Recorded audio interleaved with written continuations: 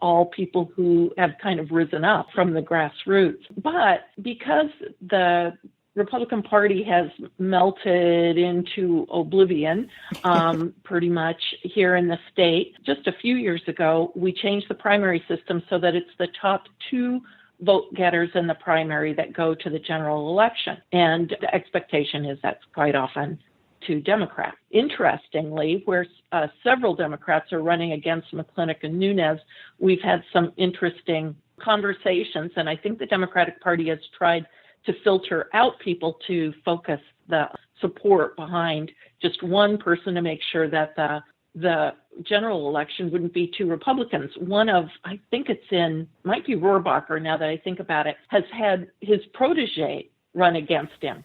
Well, against him might be in air quotes because the thought is that they're the 2 with the most name recognition there, and they may be the 2 who make it to the general, in essence, elbowing out any Democratic or progressive contenders. So what happens is the top 2 vote getters will go to the general, and then people will have a chance to select again, from those top 2. And it's made for some very interesting, like I just said, some interesting dynamics there. The Democratic Party, I think, is a little bit fighting for influence. In the state, we have a growing number of decline to state, meaning independent voters. There's actually a little party called independent. So you don't register. Everybody who's an independent, what you and I would think of as an independent voter, registers in California as a decline to state a party. Because we have, for the most part, open primaries and such, except for the president and the national elections, then we can vote anyway, even if we haven't declared a party. And it's a little bit interesting, too. I'm seeing intergenerational differences, too, where we're coming out for Democrats. We've got San Francisco here, which is so hugely liberal, and every position that they take and every representative that they have is so very blue, so deeply blue, that they've exported even to our area here their expertise, and they're doing a lot of support for statewide, like running what bills are coming up when, and things like that to help us make sure that we can have the most influence as possible. It's been a great experience, actually, for me personally, because it's so collaborative, and that's a great feeling. Yeah.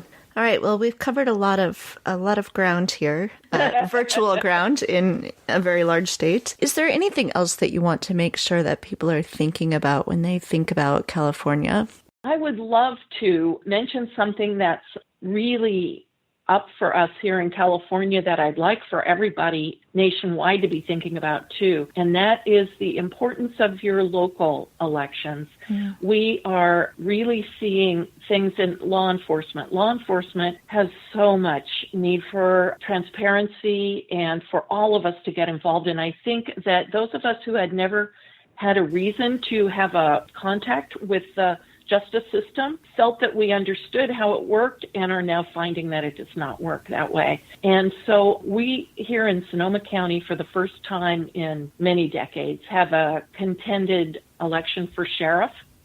And our sheriff actually is going to probably mean more to the day-to-day life of the residents of our county than frankly, the President of the United States. So paying attention to that and our district attorney election. And also, we have a lot of places where the sheriff is the coroner, and there's a movement to separate again. It's more expensive, but we believe it's more transparent and provides better justice to have an independent coroner rather than the sheriff deciding how people were killed.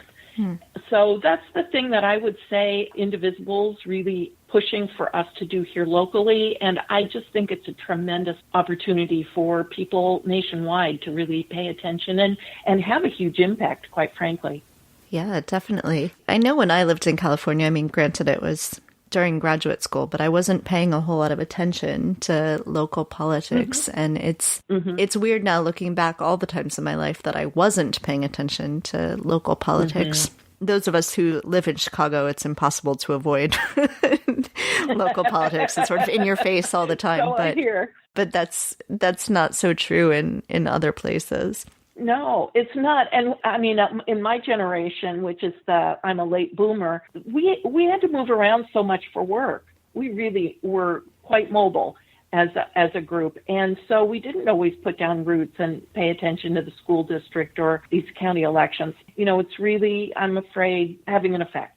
So that would be maybe the one thing I would say is your vote is one of 10,000 in your county as opposed to one of 10 million nationwide. Yeah. All right. Well, thank you so much, Heather. This has been really great. And it's great to take a little virtual trip back to California. Maybe I'll bring the kids and come up to wine country sometime. Please do. Please let me know when you come. We love to have visitors here. And we had some pretty bad fires in October, but it hasn't affected our wine. All right. Okay. Thank you. Thank you. Hey, Christy, what do we talk about on our podcast? Well, Ashley, we talk about all kinds of weird stuff. Like aliens. And ghosts. And cults. And cryptids. And witches. And murders. Yeah, even sometimes murders. Basically, we talk about all kinds of weird shit. Oh, I already said that. Oh. So yeah, if you like weird topics, feminist rants, and the occasional F-bomb, you should listen to us. We post new episodes every other Monday. Find us online at that'sweird.org. And subscribe to That's Weird on iTunes, Stitcher, or wherever you listen to podcasts. I'm here in this segment with Andrew Janz, who's running for Congress in the California 22nd District. Hi, Andrew. Hi, Kelly. Thank you so much for having me on your show. Yeah, thanks for coming on. So let's start with just a little bit of background. Tell me a little bit about yourself and why you're running for Congress now. Sure. I'm a son of the district. I grew up here. It's my home. For your listeners who don't know where the district is, it's Central California, 2 counties, Fresno County and Tulare counties. We're a very large agricultural region. And I lived in the district since I was a young child. I come from a family of immigrants. My parents both immigrated to this country. Working class family. My dad worked in food processing plants up and down the Central Valley. My mom worked minimum wage jobs. They saved up money for my brother and I to go to college. And I'm really a product of their upbringing. They taught me the importance of hard work. And I carry their lessons with me every day when I'm out there on the campaign trail. And so when I'm out there talking to voters about my candidacy, I always remember where I come from as a person and who I'm going to be fighting for when I'm a member of Congress.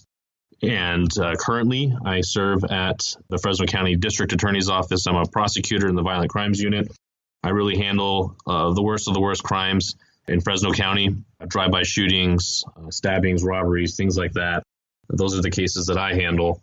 And I got in this race April of last year because my representative, Devin Nunes, wasn't serving his community, I think, in a way that was ethical or effective.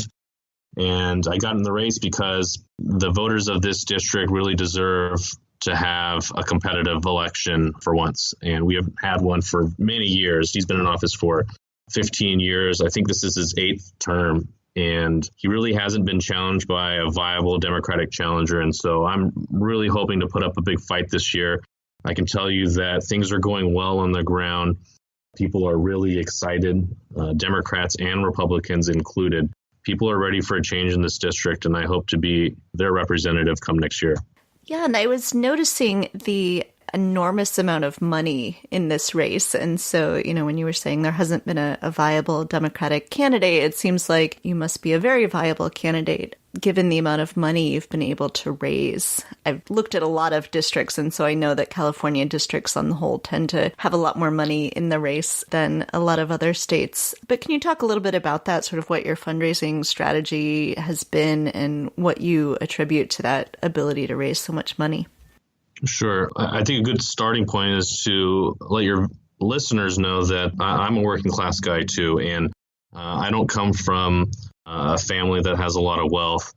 And really, we've raised money in this race, $25, $30 at a time. And they're all small, almost all small. The vast majority are small individual contributions from average, everyday working Americans. And I've taken a pledge. I took a pledge very early on in my campaign not to take any corporate PAC money because I see corporate influence in Washington as hindering our lawmakers' ability to get work done for the American people. And we see Many times, even some Democrats taking money from corporations are really owned by these special interest groups. And so then they go to Washington and don't advance the values and the interests of the folks back at home. And so that's what we see here with Devin Nunes, who raises large sums of money from corporate entities and their political action committees. And the vast majority of the money that he raises comes from out of the state and out of the district. And by comparison, we have raised, as a percentage of the money that we've raised in this race, more money in district than Devin Nunes and more money in the state of California than Devin Nunes. So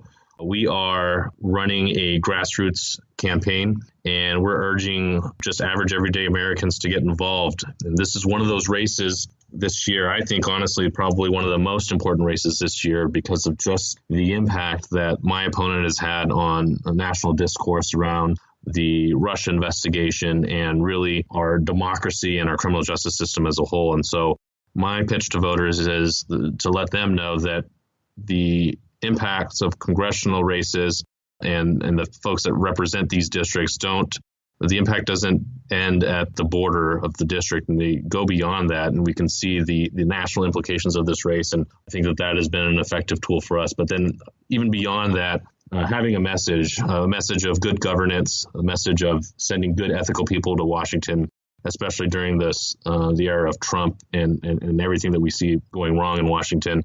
I think that is starting to resonate with people as well. Yeah, certainly.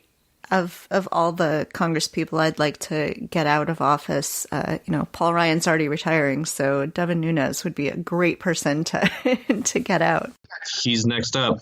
So I wanted to ask, since you are a criminal prosecutor and since you work on these violent crimes, if you could talk a little bit about what you see as the ways that Congress and the ways that our country could reduce things like violent crimes, how you view things like our gun laws. Yeah, this is a great question. It's something that I talk about every day on the campaign trail. I think that being a prosecutor, I can talk about this issue with some credibility. For me, it's important to admit that our criminal justice system isn't perfect. I don't think that there's anybody out there that believes that it is. And so for me, it's so important that we have good ethical people in government, but in particular within these prosecuting agencies like local DA's offices, and having people that want to make change from the inside. And I feel like I'm one of those people. And I've been talking about things like bail reform and mass incarceration.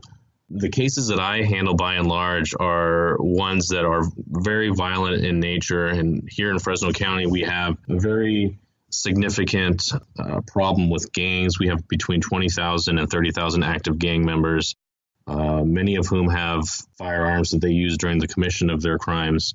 And so that plays into the second part of your question, I think, with respect to gun reform. And for me, I talk about this issue from the perspective of not only a prosecutor, but as a gun owner myself. We come from a very rural area, and many people that live here and that have grown up here, generation to generation, have possessed firearms because this is just part of who we are in the Central Valley. But we're also very proud of the fact that when we're brought up around firearms, that we've taught the importance of responsible gun ownership. And I think that that's something that's really omitted from national discourse today. And we saw the latest mass shooting in Texas, in Santa Fe, where you had a father that legally possessed a firearm but failed to properly store it. And I see that all too many times here in cases that I handle. And people that shouldn't have access to these guns are able to get them. And so I think that there needs to be more accountability on the end of folks that own firearms. But then also at the same time, we do need new legislation, especially with respect to universal background checks. I think that's something that would help me in my profession in protecting my community, making sure that people that are trying to buy firearms are people that aren't violent criminals, felons, or even terrorists. So we need to make sure that these guns don't fall in the wrong hands. And there are so many other things that we can do, like ending the gun show loophole, preventing folks that are a danger to themselves or others to obtain assault weapons. We should probably look into raising the age of firearms purchases from 18 to 21. To me, I think it's crazy that you can't drink a beer at 18, but you can buy an AR-15. There are a whole host of issues that need addressing around the area of criminal justice and gun safety, and I hope to tackle these issues. And I think one of the things that is going to allow me to work on these issues is the fact that I'm not taking any money from the